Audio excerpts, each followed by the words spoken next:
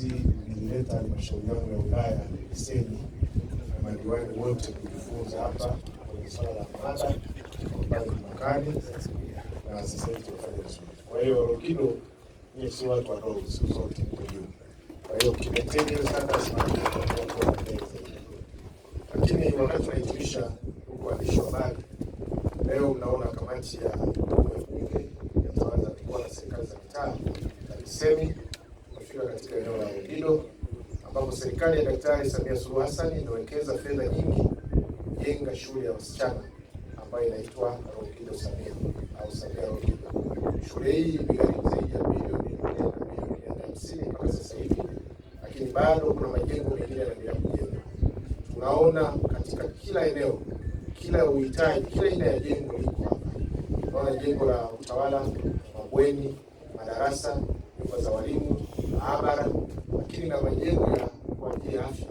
Lakini tunaona miundombinu ya maji ambayo inaendelea kujengwa na kuboreshwa. Kwa hiyo sisi tunakuja kama kamati kuendelea kushauri sasa haya mambo ambayo tunashauri, kuendelea kuhakikisha kwamba majengo haya yanaendelea kuwa mazuri, yanaboreshwa zaidi na thamani ya fedha inaendelea kuonekana katika eneo hili.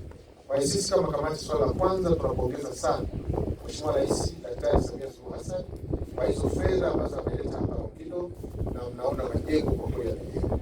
Lakini la pili, tunapongeza wizara yetu kupitia waziri wake Profesa Riziki Shemdoe na wasaidizi wake wote. Maanake chini ya usimamizi wa wizara hiyo ndio tunaona mambo yanatokea.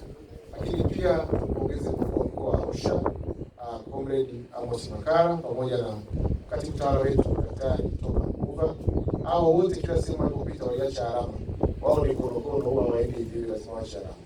Lakini pia tupongeze mkuu wa wilaya. Mimi nakufahamu mkuu wa wilaya wengi zao la chama, umeingia serikalini. Kwa hiyo hapa unafanya serikali lakini huko chini unatekeleza ilani ya Chama cha Mapinduzi. Pamoja na wasaidizi wako, tukiamini mkurugenzi mtendaji na wasaidizi, lakini na uongozi wa shule. Sisi kama kamati tumeelekeza mambo ambayo wizara itatekeleza kupitia mkoa, kupitia halmashauri hii, ili kuhakikisha kwamba sasa kidogo kilichobaki kinakuja kwenye kamati kuomba fedha zinaidhinishwa ili shule yetu sasa iweze kukamilika moja kwa moja.